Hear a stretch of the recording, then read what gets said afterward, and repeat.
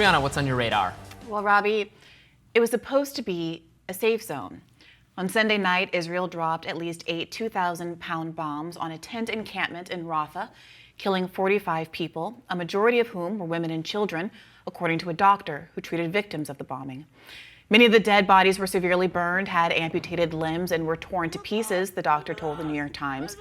Graphic video footage emerged over the weekend, including one unforgettable image of a man holding a limp baby aloft while flames flickered in the background, silhouetting the fact that the child no longer had a head.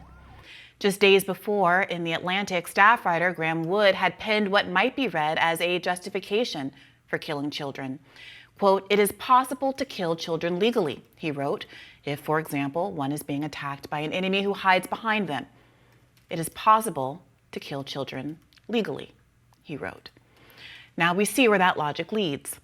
Monday, Netanyahu made a statement claiming responsibility for the Sunday night massacre, calling the choice to drop one-ton bombs on a tent city where millions of Gazans have been told to flee for their safety, quote, "a tragic mistake." But this time, something seems to have shifted. Media figures who've spent months defending Israel's siege on Gaza have found themselves confronted, finally, with an indefensible act. UK commentator Piers was one of those people. "A mistake?" tweeted Piers. "No, it wasn't. Netanyahu repeatedly said he'd attack Rafah, and he did. I've defended Israel's right to defend itself after October 7th, but slaughtering so many innocent people as they cower in a refugee camp is indefensible," he tweeted. "Stop this now, Netanyahu." I'd argue when you've launched a staunch defender like Piers Morgan, you may have lost the plot. Former USAID lead for disaster relief Jeremy Konadek tweeted, "Bombing a tent camp full of displaced people is a clear-cut, full-on war crime. Even if Hamas's troops were present, that does not absolve the IDF of the obligation to protect civilians. It does not turn a tent camp into a free fire zone." As anti-war protests broke out in Paris, even Israel ally Emmanuel Macron spoke out, tweeting, "Outraged by the Israeli strikes that have killed many displaced persons in Rafah. These operations must stop. There are no safe areas in Rafah for Palestinian civilians. I call for full respect for international law and an immediate ceasefire." The loudest and clearest anti-war voice among American elected officials has been Rashida Tlaib, the only Palestinian American in Congress and one of 2 Muslim American Congress members censured by her colleagues early in the conflict for objecting to the violent murder and dispossession of Gazans in the name of Jewish self-determination. Let's take a listen to a little of what she had to say. "It is disgraceful that the Biden administration and my colleagues in Congress continue to smear them for protesting to save lives, no matter faith or ethnicity. It is cowardly. But we're not going to forget in November, are we? President Biden, I hope you hear us loud and clear.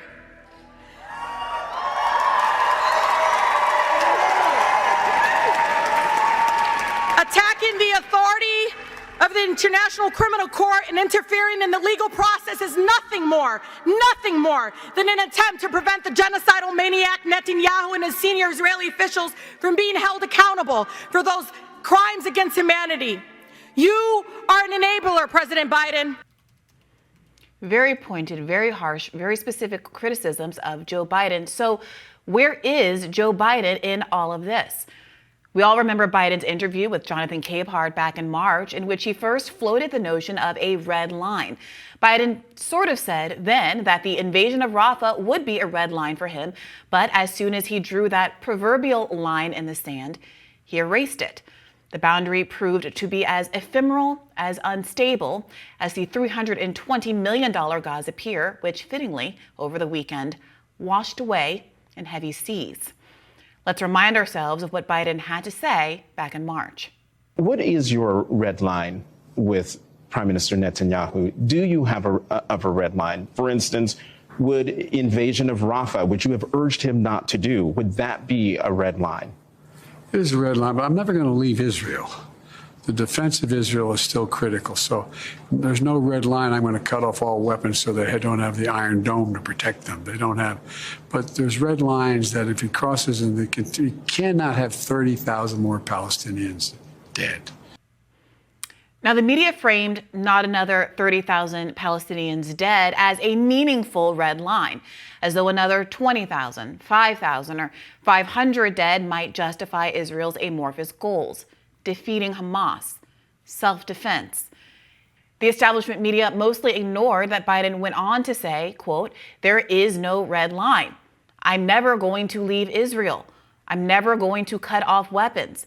And it celebrated Biden's so-called moderation. Biden supporters argue that this was evidence he was capable of being pushed left, unlike Trump. Disaffected anti-war voters were asked to trust Biden was on their side, that he had stern words for Netanyahu in private. We were told that Biden had paused a shipment of weapons to Israel because Netanyahu had crossed his red line by launching an invasion of Rafah. Of course, days later, Biden moved forward with another $1 billion in new arms for Israel, even as the Palestinian death toll mounted. A Biden booster account called "What Has 46 Done" crowed just days before the Memorial Weekend massacre that, quote, "Hey, President Biden's gambit worked.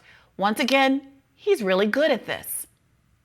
Cut to this past weekend, Israel's Rafah bombing video of decapitated babies and a young boy wailing as he watches his father's tent go up in flames. His father still inside. Only a fool would be surprised by this outcome. After all, what did Biden tell us? There is no red line. I'm never going to leave Israel.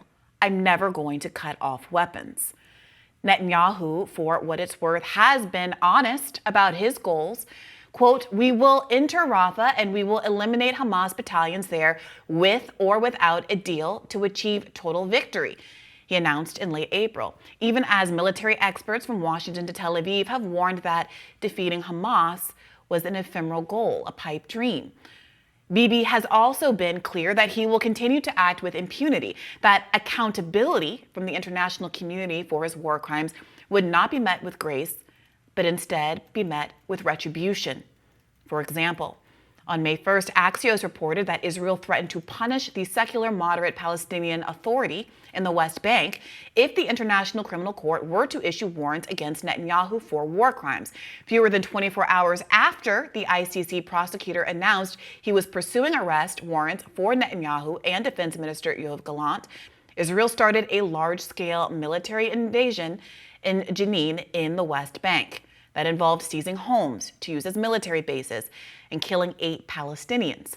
2 Palestinian boys were targeted by Israeli snipers and killed in that attack. Moreover, just today, The Guardian reported that Mossad director Yossi Cohen was personally involved in a secret plot to pressure the former chief prosecutor of the ICC to abandon her war crimes investigation. The Mossad had transcripts of secret recordings of her husband and reportedly had been actively seeking compromising information on the prosecutor. This again, according to The Guardian. Another example of how Israel responds to attempts at holding it accountable. Friday, the International Court of Justice ordered Israel to halt its military offensive into Rafah, quote, immediately. The next day, Israel dropped bombs on a Rafah tent city filled with civilians.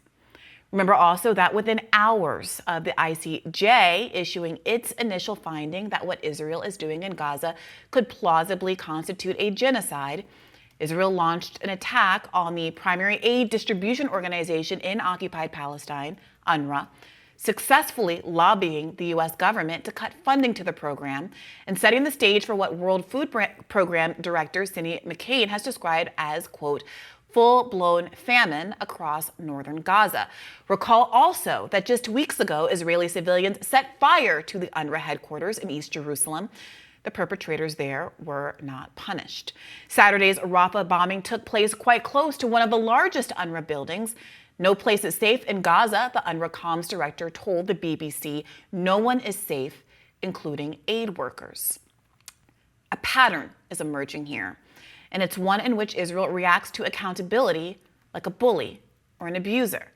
It responds with force directed at some of the most vulnerable and innocent, and it seems to bank on the global community being too scared to stand up to it. For some reason, up until this point, it's been working. The United States, the richest country in the history of the world with the biggest and most well-funded military by many orders of magnitude, is acting like Israel's hostage. Midday yesterday, many hours after images of carnage had taken over social media, the Biden administration finally made a statement. It says it is, quote, assessing if Israel violated Biden's red line with the Rafah strike. Former Ohio State Senator Nina Turner responded to the White House statement, tweeting, if bombing a refugee camp isn't over your red line is worthless.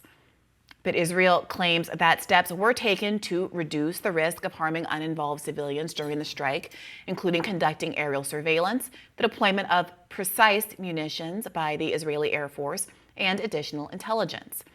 Israel is investigating the incident, much like they investigated themselves over a 2015 missile attack of 4 children on a Gaza beach, for which Israel exonerated itself.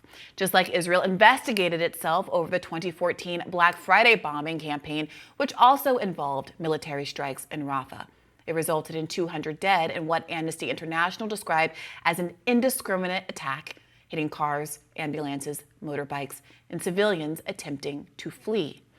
Just like Israel investigated the sniper shooting of American journalist Shireen Abu Akleh, much like Israel investigated the death of American peace activist Rachel Corrie, who was run over by an Israeli armored bulldozer and crushed to death, that too was deemed a mistake by an Israeli court.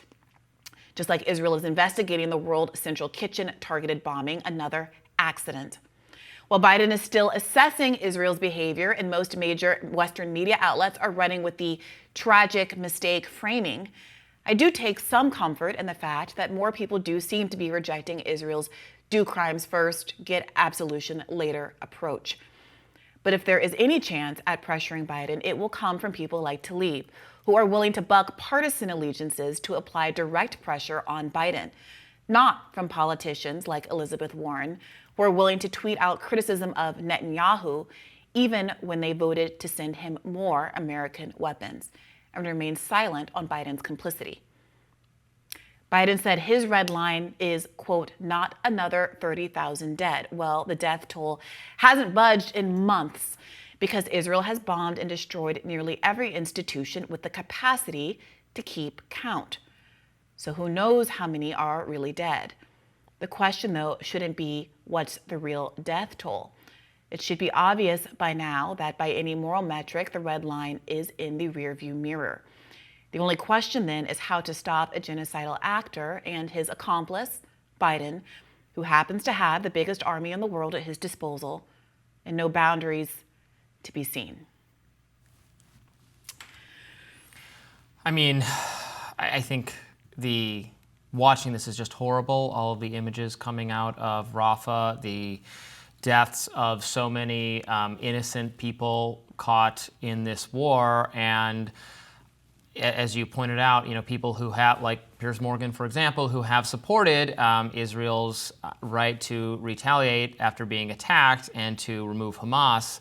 But how many innocent people can be allowed to die in that effort before there's a change of course, particularly when, and this is where I think it's incumbent on the U.S. to get itself uninvolved in this as quickly as possible, because this will inspire violence and extremism and blowback against the U.S. if we're seen as the funders of these horrific attacks on innocent civilians. So this is a moment to certainly call for restraint and call for the U.S. government to reevaluate its unconditional military support for Israel, which is something I've said from the beginning, but only becomes more obvious at times like this.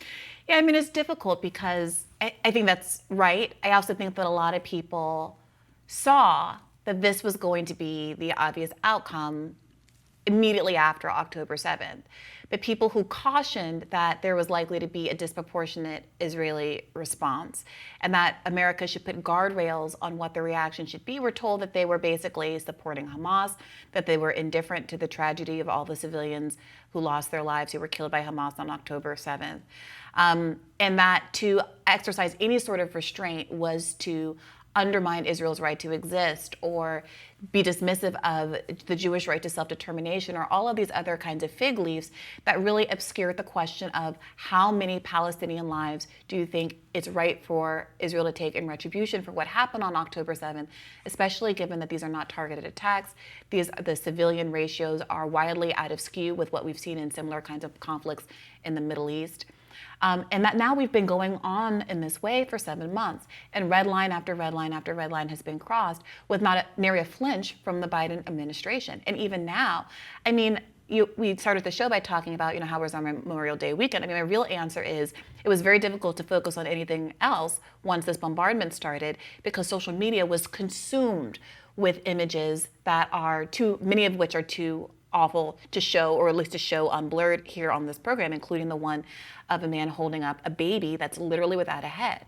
And after months of hearing people lie about 40 beheaded babies, to hear Joe Biden lie multiple times about the existence of 40 beheaded babies, Israeli babies that never manifested, to hear all this silence about what we're seeing on camera is galling. And for America's response after all of this time to just be, we're evaluating whether a red line is crossed. I mean, hopefully the fiction of there being any kind of red line is now out the window. And that being the case, what does that mean for Joe Biden, who's endorsing this, tacitly or explicitly endorsing this kind of content? Funding. Funding, yes, absolutely. But this kind of conduct when he's in the middle of an election year. I mean, it's not worse if he doesn't endorse it, but it's, in some sense, if he's against it but is continuing to fund them anyway, there's no insanity. American tax dollars can be put to any purpose, and no matter what they do with it, even if we don't like it, we're just going to shut up and deal with it. I don't think that's satisfying to people, regardless of their... And so that's just one thing. I do want to put a really fine point in the fact that a lot of people are now coming out and saying what Netanyahu is doing is wrong. As far as I saw, Rashida Tlaib was the only one who I heard say what Biden is doing is wrong. And given that these are American politicians that I'm really focused on in trying to look at levers of American accountability, I do think it's very courageous for her, a Democrat in the middle of an election year, to be willing to go out and so pointedly criticize the president.